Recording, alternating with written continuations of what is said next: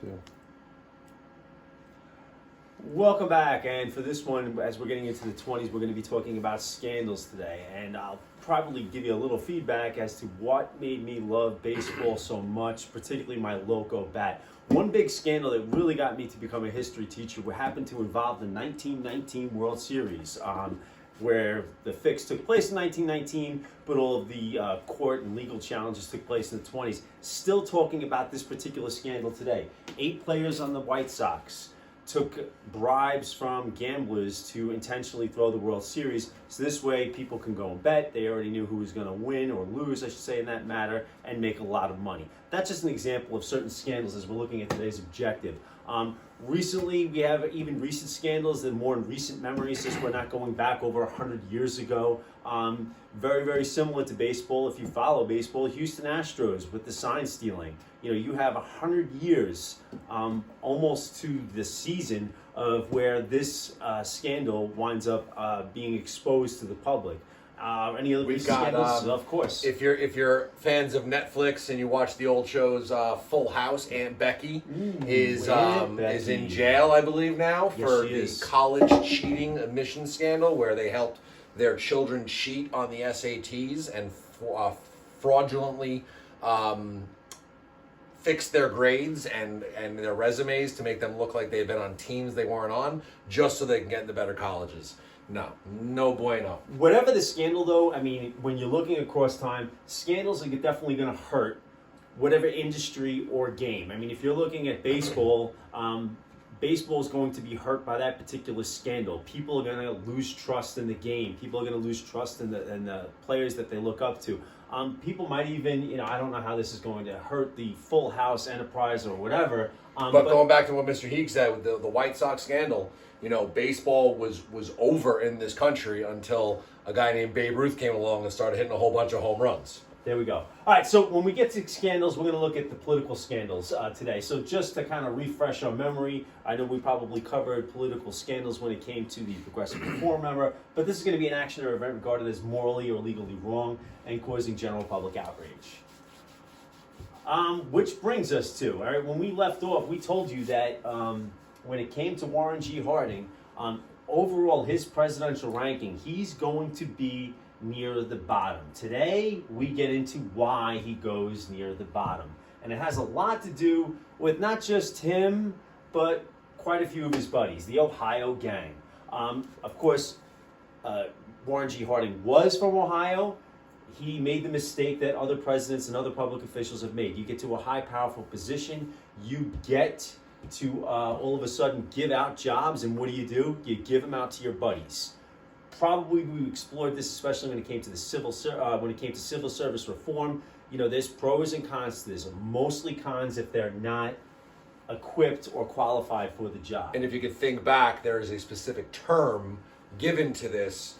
Goes all the way back to 7th grade with Andrew Jackson's presidency and the big political cartoon that went around that said, "To the victor go the spoils," known as the spoil system, where it's like, hey, you're not qualified, but you're my friend, or you donated to my campaign, so I'm going to reward you with a job within the government. I'd hire you for Secretary of State if I was up. Of course you would. Of course. You get to travel? Yeah. Yeah, you should be representing us. All right, so looking at here, when we're looking at any particular document, that I'm going to delve too deeply into this, but the most powerful gang of all time may have been the one that took over the U.S. government in 1921. So when we get to scandals, I'm hoping this is something that kind of pops into your head. It was on your midterm. You have this Boss Tweed, Tammany Hall scandal that took place. Again, when scandals do come to public light, they're often revealed during this particular time period in the newspapers, and it's never flattering. Remember Boss Tweed, that was like when they were building that courthouse in New York City, and he's like, hey, that chair costs $5. No, it doesn't. It costs $5,000. And they completely cooked the books, as it's called, and he stole millions of dollars from New York City. It's actually into construction right now. Yeah. All right, so anyway, moving along, now we're going to get to the scandal of the 1920s that has to do with Warren G. Harding. So what we're going to do is, Mr. Cogan and myself, we're just going to look at this document, and before we even look at questions, We're just going to look at it, make some objective observations, subjective observations, just whatever comes in our head, and we're just going to kind of voice them out and vocalize them. So this way, when we do get to the questions, we kind of already have an idea. Yeah, So, like, Mr. Heeg, what do you see here? pretty much, I see two dudes running like something is wrong. The expressions right here, they probably did something wrong. I'm guessing, they're trying to get out of the way of this steamroller. I used to play with like one of those Tonka trucks back in the day. Yeah, what do we notice on the top of the steamroller there? Oh, it looks like a teapot. Yeah, if you're a big fan of Beauty and the Beast, remember Mrs. Potts? Sings all those songs. I'm a little teapot. It's short and stout. No, Here's my it was handle. like, that's the Can only thing You I'm Feel the thinking of. Love Tonight? No, that's Lion King. All right. But again, looking We're at gonna these talk guys. about that. Looking at these guys. I Okay. have four boys. I don't know. All right. Looking at these guys. I mean, would you call them poor? How would you describe them? Well, I mean, we've got we got fancy pants on. I guess you could say fancy pants. Yeah. Right, we have a vest on Like there. a three-piece tie, suit. Absolutely. What do we notice going on underneath it here? Oh, dude, we got some guys who were crushed. Yeah. Absolutely. That looks like a professional hat, and of course, what definitely catches my eye is the White House highway. And it almost looks like a finger pointing, like it's going to the White House. Right. And if I know anything about scandal, all right, if I'm looking at scandal and I'm looking over here at this, all right, if this scandal is heading to the White House, this is not a good thing. And let's focus on oil there for a second. Go back to the Industrial there we Revolution, go. and we now know that oil, black gold, is vital to our country. Rockefeller becomes the richest person in the history of the country because of oil, and we know how much money can be made off of oil. So, if you're looking at this political cartoon on an exam, or even if you're just researching it in history and you're trying to delve into maybe the Harding administration, let's think of some relevant outside information. All right, what do we know about this guy? All right, well, we know so far he's from Ohio. We have an idea that he hired some buddies who may or may not have been qualified to be a part of his cabinet. So these are certain things that we know going into this document. We also know that, hey, the economy was in a bit of a recession in the early 20s, kind of dipped back. They liked him. We did speak a little... Go back to the Tammany Ring for a second? Yeah, there we go. And if we can think back to the Tammany Ring, when it comes to the whole spoils system, people tend to get into government jobs so they can make a profit. So, with that said, all right, now we get to the questions of this document. All right, scandal, just to refresh our memory, it's right there, right in your face. I mean, it's red. Now, for number one, Mr. Cogan, just based on what we've seen, why are these officials running? If we take outside information, what we learned from the document, maybe? I mean, I'm going to say that they're kind of afraid that they're about to get run over by this scandal. That they're, we did something wrong, and we're about to end up like the dude who's already been crushed. Yeah, there's definitely direct involvement. I'm glad you pointed that out because I'm like, all right, I know that Yeah. guy, but everybody points this out to me and when we're observing in class. All right, Yeah. so two, how do you think the White House is going to be affected? Well, I mean, if you've got a giant steamroller heading towards the White House, and we know the White House is the home and office of the President of the United States, better watch out. Yep. All right. So, three, according to the cartoon, how will this scandal affect the government? Kind of a little redundant with that, but number two, but So, I mean, but all right, you're Warren Harding. You now know that there's this scandal going on within the presidency. There's a whole bunch of other scandals we haven't even touched on Not yet. going on during Harding's presidency. This is the biggest one, and it actually comes to light after Harding dies of a heart attack. Yeah, like all of the stress of this job, the fact that he may have known, may have not known, who knows, but he dies of a heart attack. And here we are with a dead president. All right. So, let's just go to some notes for you to look at that we'll kind of cover just in case we didn't cover. So, the Secretary of Interior Albert Falls secretly leased to oil executives government land in California and Teapot Dome, Wyoming. He sold it to him. That's what lease means, basically. Well, I mean, here's the other thing too with lease too. When we look at this, is something we get into in my class. When you're leasing something, and of course, 13 and 14-year-olds, they come in and they go, they've heard lease before because you're talking about leasing cars.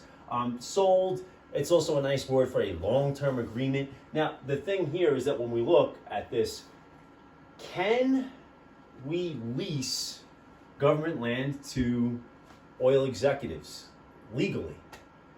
Yeah, we can. However, who do you need to get permission from? Congress. Who does Congress work for? The people. So the fact that this was, and of course, who's that money going to go to? It's going to go to the government. The government's then going to use that money to hopefully benefit the public. Now, when Albert Fall was leasing this government land, that money wasn't going to the people. That money was definitely going into his pocket. So there we go. He becomes the first cabinet official ever sent to prison. But not the last. Not the last. Now, the thing was, we were talking about, is he really the fall guy? You know, we were scratching our heads wondering about it. The origin of the term, of the phrase fall guy, you may or may not have come across it, but now that we put it into your heads, you're going to. Not necessarily him, but it almost seems appropriate that Albert Fall would be the fall guy, because here's your first cabinet official that's going to prison. There is. Yeah, there he is. Happier days, I'm sure. Almost looks like the Monopoly Man in a way. He really does. In a way. Does. Absolutely. More with this U.S. court decision. Again, this is stuff that you're seeing in the newspaper. I mean, of course, this one's much nicer, the colors and everything. But little landmark for Teapot Dome.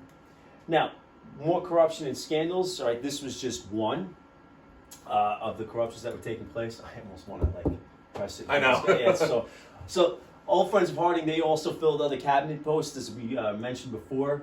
Charles Forbes, head of the Veterans Bureau, and was later convicted of stealing millions from the Bureau. Supposed to take care of our soldiers, the doughboys who need help after World War I, the soldiers who fought in the Spanish-American War, and it's like, yeah, no, I'm just going to steal millions from them. Right. It's kind of curious. It's like, who do you give the dirtbag award to? Charles Forbes for stealing money, or Albert Fall? I mean, you have, this is right after World War I, as we mentioned in previous lessons. So this is going to be going to veterans who are going to need it for injuries, lost limbs. So that's just one. Getting into this, many other scandals start to surface. Many believe that the cause of Harding's death was due to stress. Harding dies in 1923 of a heart attack. He was actually in California getting ready to run for re-election at the time. Now, I'm sure you may have covered something in health when you're talking about distress and eustress. Eustress, good stuff. You're on the foul line, you're trying to win a game with some foul shots, or you're in a big game situation. Eustress can be good. Distress, not really good for the heart, so this could have caused him to possibly die. And president's dead. We know what's going to happen. We need another one. Vice president becomes president of the United States. That vice president was. Do we have his picture? We're not. Yeah, because we wanted to. Oh, that's right. But we'll keep it cool with Coolidge on the next one. Absolutely. Will. So, just some similarities here when we're talking about scandals that are just not going to go away.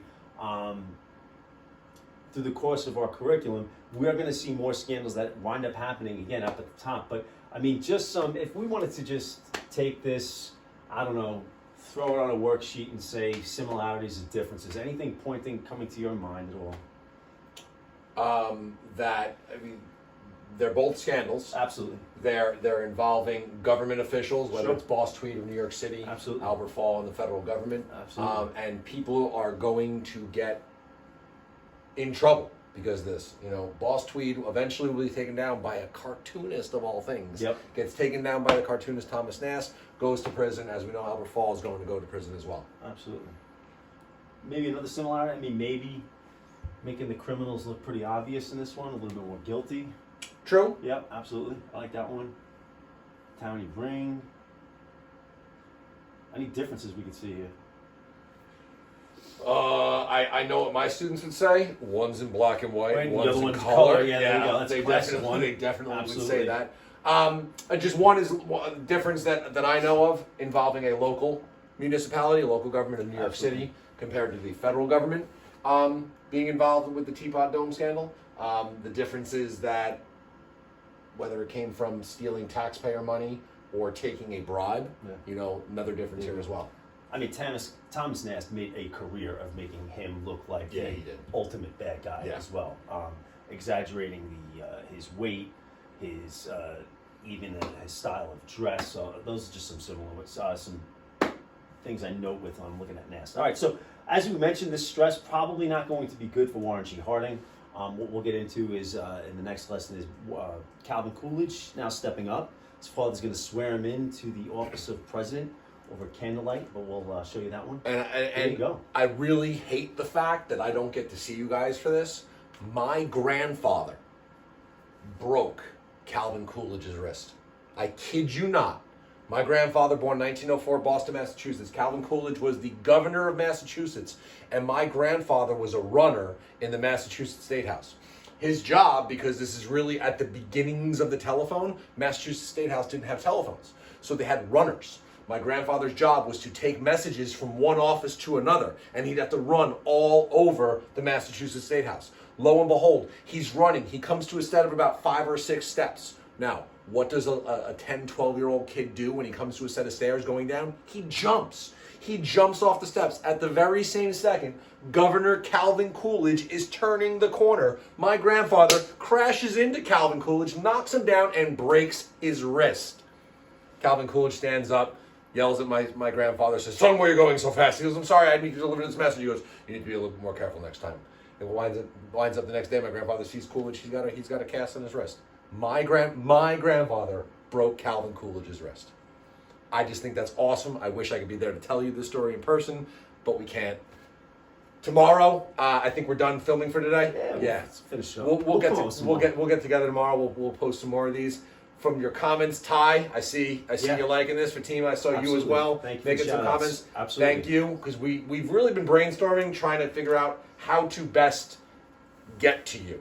You know, yeah, we can post assignments on Google Classroom, but we through our brainstorming, we thought this might work the best. You know, a little bit of entertainment. You know, we're kind of goofy, but we'll see you guys soon. This is what we miss, so this is why we do what we do.